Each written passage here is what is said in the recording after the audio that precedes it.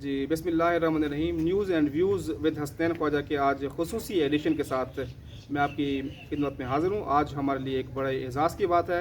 پاکستان کے ایک نامور صحافی ایڈیٹر فرزند بہاولپور ہمارے استاد محترم، ہم جیسے کئی سینکڑوں صحافیوں کے استاد جناب سعید خاور صاحب کی جو تعارف، ان کی زندگی کسی تعارف کی محتاج نہیں ہے. وہ ایک کھلی کتاب ہے. انہوں نے اصولوں پر کبھی سمجھوتا نہیں کیا اور انہوں نے ہمیشہ محنت پر یقین رکھا ہے، اور آج ماشاءاللہ وہ اس بہت بلند پائے کے مقام پر موجود ہیں.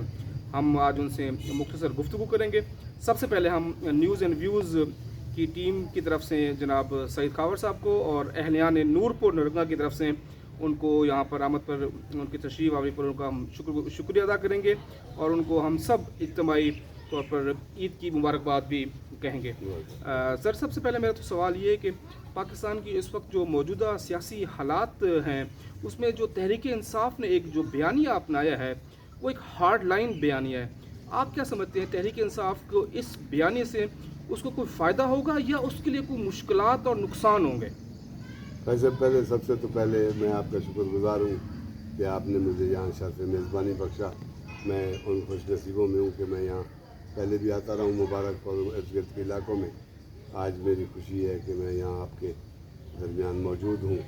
آپ میرے ابو لوگوں کو پتہ ہونا چاہیے کہ آپ میرے محبوب لوگوں میں سے ہیں، اور یہ وہ تعریف نہیں ہے کہ آپ میری تعریف کریں اور میں آپ کی تعریف کروں، لیکن جن لوگوں نے اس دھرتی سے جا کر بڑے شہروں میں نام کمایا اور محنت کی ہے، آپ کا شمار ان میں. اور جب سے آپ نے یہ نیوز اینڈ ویوز شروع کیا تھا تو میں نے آپ کی حوصلہ افزائی کی تھی اور میں نے عرض کیا تھا کہ آپ بہت آگے جائیں گے اور آپ کی یہ سلسلہ آپ کو جاری رکھنا چاہیے.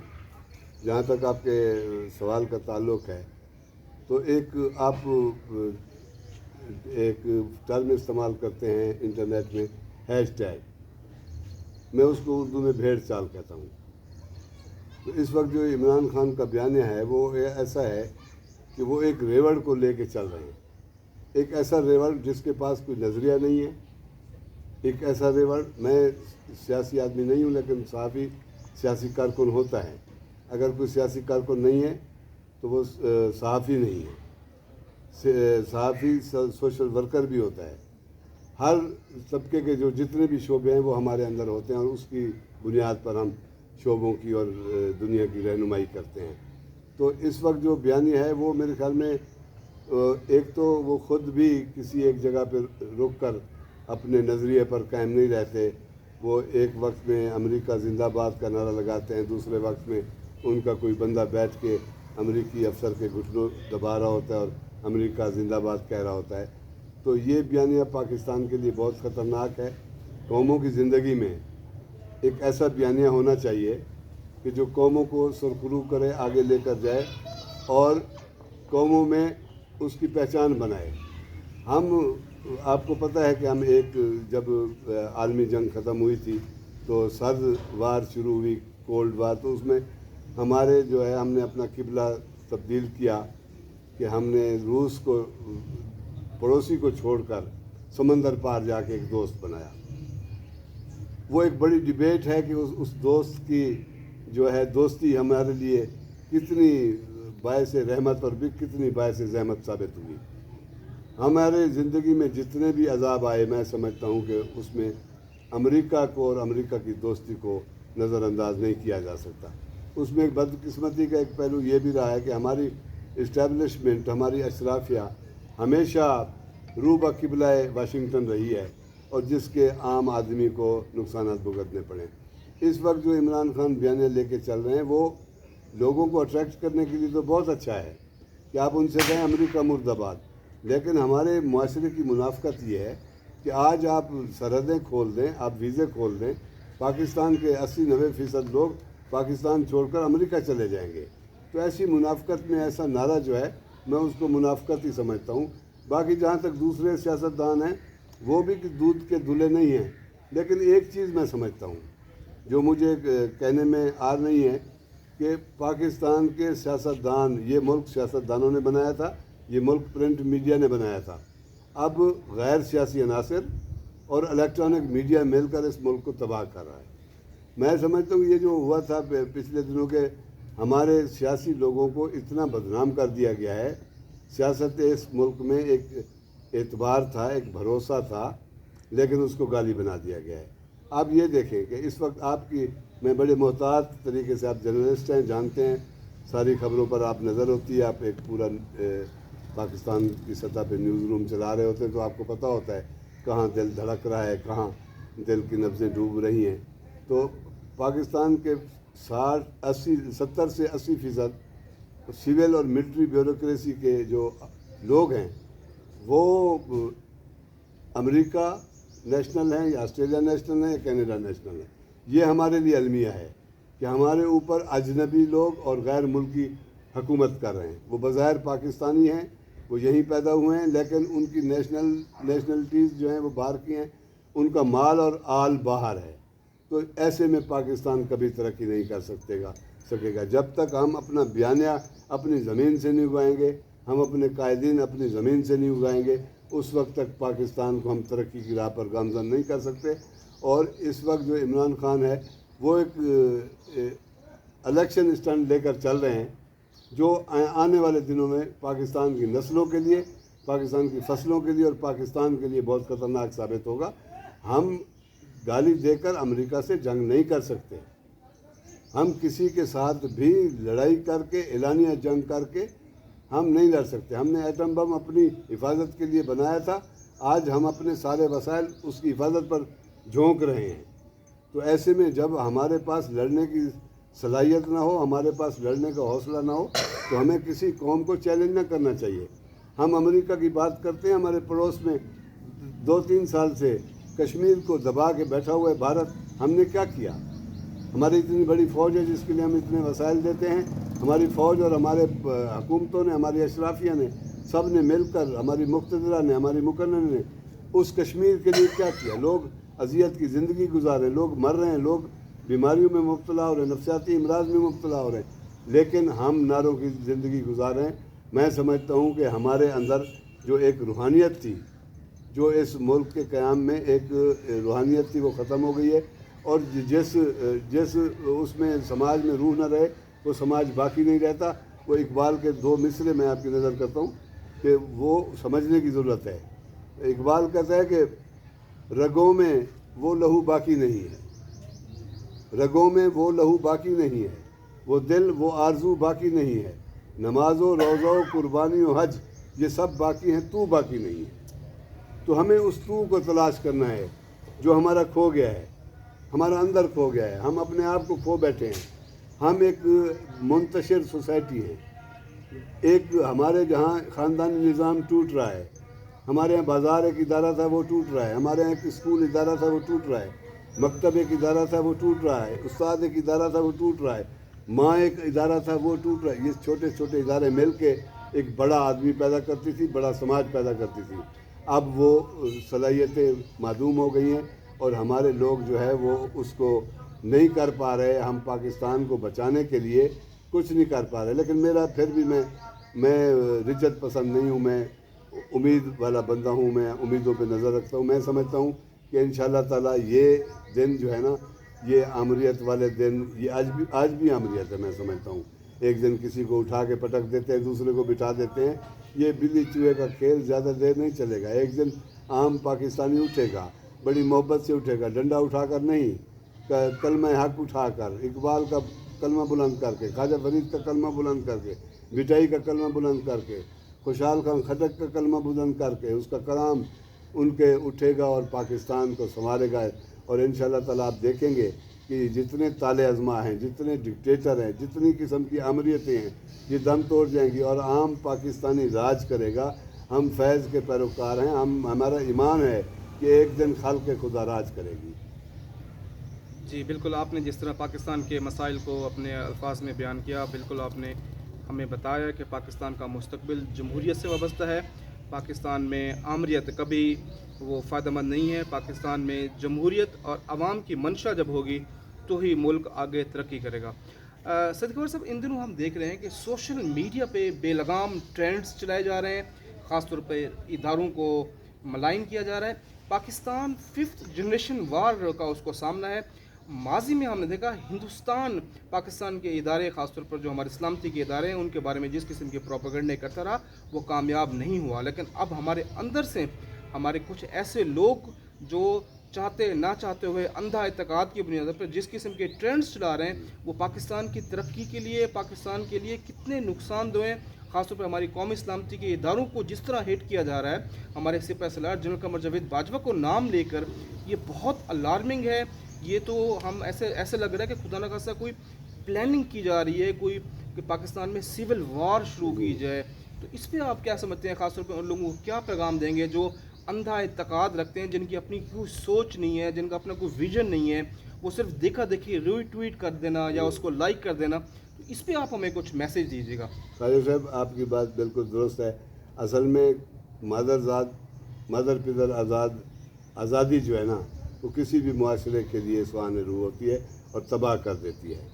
हर चीज़ की लिमिटेशंस हैं, महदूदात हैं, हर चीज़ की हदें हैं। अब कोई भी चीज़ हो, हदों से निकल जाए तो वो फिर कंट्रोल में नहीं रहती। मुझे याद पड़ रहा है कि एक ज़माना था, कुछ 25-30 साल पहले, भारत की बहू जो है वो सोनिया गांधी, उसने इंडिया के पाकिस्तान के हवाले से सवाल के जवाब में कहा था, तो उसने कहा था हमें पाकिस्तान के साथ कोई अब जंग करने की ज़रूरत नहीं है। हम इन पर अपने मीडिया की यलगार करेंगे, हम इन पर अपनी सकाफती यलगार करेंगे और ये उसमें बह जाएंगे या दब जाएंगे। आज मुझे वो बात नज़र आ रही है कि 3 असरों के बाद उनकी बात ये साबित हुई है कि एक ज़माने में तो हम सकाफती यलगार में बह गए।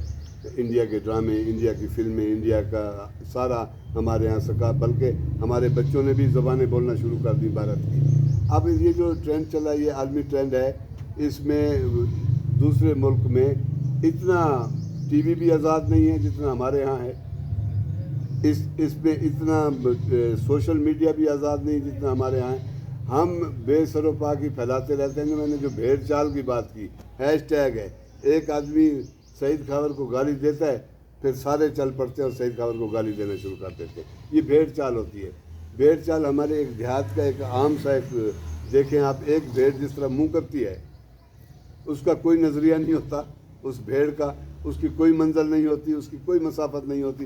वो जिस तरफ चलती है सारी भेड़ें उसी तरफ चलती। एक रेवड़ है, तो ये रेवड़ की रहनुमाई जो है ये हमें तबाही की तरफ ले जाएगी। हमें इस पर कंट्रोल रखना चाहिए। ये मैं आज़ादी सहाफ़त के लिए और आज़ादी इज़हार राय के लिए मेरी कुर्बानियाँ हैं। मैंने आप लोगों के साथ मिलकर मैंने लाठियाँ भी खाई हैं, जुलूस भी निकाले हैं, मैं नारे भी लगाए हैं, मैंने लिखा भी बेपनाह है। इसके बावजूद मैं समझता हूँ कि ये जो सिलसिला चल निकला है ये हमें एक ऐसी आज़ादी की तरफ ले जाएगा जहाँ बाप और बेटे के दरमियान कोई एहतराम का रिश्ता नहीं रहेगा, माँ और बेटी के दरमियान कोई मोहब्बत की कहानी नहीं रहेगी। तो ये बहुत ख़तरनाक है। इस पर जो हमारे अहले इक़्तिदार हैं, अरबाब इख्तियार हैं, उनको सोचना चाहिए और उनको कहना चाहिए, करना चाहिए कि इसका मूड मिजाज बदलें, इसको कंट्रोल करें। आप सोशल मीडिया को कंट्रोल करें और मीडिया को भी कंट्रोल करें। हमारे यहाँ जिंदा जलते हुए लोग दिखाए जाते हैं, लाशें दिखाई जाती हैं यूरोप में, मगरब में, और वहाँ अमेरिका में, ऑस्ट्रेलिया में ऐसी चीज़ें नहीं दिखाई जाती। हमारे यहाँ इंसानियत जो है, हम इंसानियत के ऐसे दर्जे पर फायज कर दिए गए हैं बदकिस्मती से कि जहाँ हमें कोई आगे रोशनी नज़र नहीं आ रही। तो मैं इस बात पे मैं आपको कहूँगा कि मेरा उन अरबाब इख्तियार के लिए पैगाम है कि वो खुदा के वास्ते वो एक ऐसी हदें कायम करें और ऐसी सहूलतें वहाँ पहुँचाएँ कि इंफॉर्मेशन हमें इल्म मिले। हमें इत्तला की ज़रूरत नहीं है। इत्तला साथियों का काम है, आम आदमी का काम नहीं है। आम आदमी को हक़ाइक़ तक जाना चाहिए, आम आदमी को हकीकत का पता चलना चाहिए, उसको इल्म मिलना चाहिए।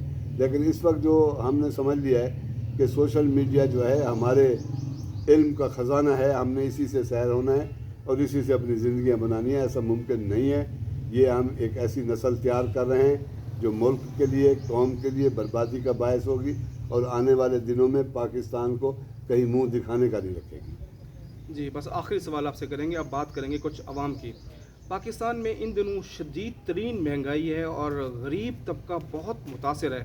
موجودہ جو حکومت کی تبدیلی ہوئی ہے ایک آئینی طریقہ کار کے تحت تبدیلی ہوئی ہے, جو ایک اتحادی حکومت آئی ہے, وہ بڑا ایکسپیرینسڈ اپنے آپ کو کہتے تھے اور وہ ہمیشہ یہ کاؤنٹ کہتے تھے اور اس کو ریکارڈ پر رکھتے تھے کہ ہم بہت ایکسپیرینسڈ ہیں اور پاکستان میں مہنگائی کا خاتمہ کریں گے. لیکن چونکہ آئی ایم ایف کا دباؤ ہے, آئی ایم ایف سے ہم نے قرض لینا ہے, اس بنیاد پر تقریباً کوئی 3 مرتبہ پیٹرول کی قیمتوں میں اضافہ ہوا ہے, 100 روپے تک اضافہ ہو چکا ہے. عام آدمی بہت پریشان ہے. آپ کیا سمجھتے ہیں حکومت کو مہنگائی کے خاتمے کے لیے فوری طور پہ کیا بڑا ریلیف پیکج کا اعلان کرنا چاہیے تاکہ عام آدمی کی زندگی میں کچھ سکون آئے؟ پہلی بات تو یہ ہے کہ یہ جو آپ تبدیلی کی بات کی, یہ یقیناً ایک تبدیلی تو آئینی تبدیلی تھی, لیکن یہ بے وقت کی راگنی تھی. ایک ایسے وقت میں عمران خان کو ہٹا دیا گیا کہ جب وہ عمران خان نعرے لگا رہے تھے ریاست مدینہ بنانے کے, گو کہ ان کے ریاست مدینہ کے نعروں اور ان کے عمل میں زمین آسمان کا فرق تھا. کوئی ان کا ہوم ورک نہیں تھا اور ان کی ٹیم بالکل ناکام ثابت ہوئی تھی. وہ آئی ایم ایف کے پاس گئے, انہوں نے آئی ایم ایف کے پاس جا کے جو معاہدے کیے تو اس دوران جو ہے وہ انہوں نے بہت کڑی شرائط قبول کر لی. عام آدمی کو اس چیز کا پتہ نہیں ہے, لیکن ہوا یہ کہ میں دوسری یہ متحدہ حکومت کی وہ سپورٹ نہیں کر رہا, نہ ان کی حمایت کروں گا کہ یہ بھی تھالی کے ایک ہی تھالی کے چٹے بٹے ہیں. سارے سیاستدانوں کو بنا دیا گیا ہے کہ حالانکہ سیاسی لوگ بڑے مہربان اور بڑے پاکستان پرست ہوتے تھے. اب مسئلہ یہ ہے کہ آئی ایم ایف کے شکنجے میں آئے ہیں تو عمران خان نے اسٹیبلشمنٹ کے ساتھ جب اپنا معاملہ خراب کر لیا تو انہوں نے کیا کیا کہ ان کو علم ہو گیا کہ مجھے آج نہیں تو کل جانا ہے. انہوں نے جانے کے بعد جو کڑی شرائط انہوں نے دی تھی اور جو شیڈول دیا تھا آئی ایم ایف نے, عمران خان کی ٹیم نے اس پہ عمل نہیں کیا. تو اب ہوا یہ کہ یہ آئے, ان کو اثر نو مذاکرات کرنے پڑے. جب ان کو مذاکرات کرنے پڑے تو عمران خان کی شرائط بھی انہیں دینا پڑی, اپنی شرائط بھی انہیں دینا پڑی, جس کی وجہ سے ان کو پیٹرول کی قیمتیں, ہر چیز کی قیمتیں بڑھانی پڑی, جس کی وجہ سے پاکستان میں مہنگائی پہلے سے موجود تھی. آپ اس کو دیکھ لیں, اس کی اٹھان دیکھ لیں مہنگائی کی, وہ آتے آتے کہاں تک پہنچ گئی. اور جب یہ متحدہ حکومت آئی تو ان کو جب دورے عذابوں کا سامنا کرنا پڑا تو اب یہ ہوا ہے کہ یہ بہت ہی مہنگائی جو ہے وہ عوام کے لیے ناقابل برداشت ہو گئی ہے. اور ہمارے لوگوں کا حافظہ بہت کمزور ہے, وہ عمران خان کی کل کی زیادتیاں بھول گئے ہیں. آج انہیں شہباز شریف اور اس ٹیم کی جو ہے وہ زیادتیں زیادہ نظر آ رہی ہیں. میں پھر کہوں گا کہ میں ان کی نئی ٹیم کی یا نئی حکومت کی, متحدہ حکومت کی حمایت نہیں کر رہا, لیکن یہ مسائل ہیں جس پہ سب کو مل کے بیٹھنا چاہیے. اگر پاکستان, میری آپ بات سنیں, ایسا ملک ہے جس میں ہزاروں کی تعداد میں کھرب پتی لوگ موجود ہیں. اگر ہمارے 1000 آدمی بھی اپنی 2% اثاثے دے دینا, پاکستان کے قرضے بھی اتر جائیں گے اور ہمارے وہ بھی دیوالیہ ہونے سے بھی بچ جائیں گے.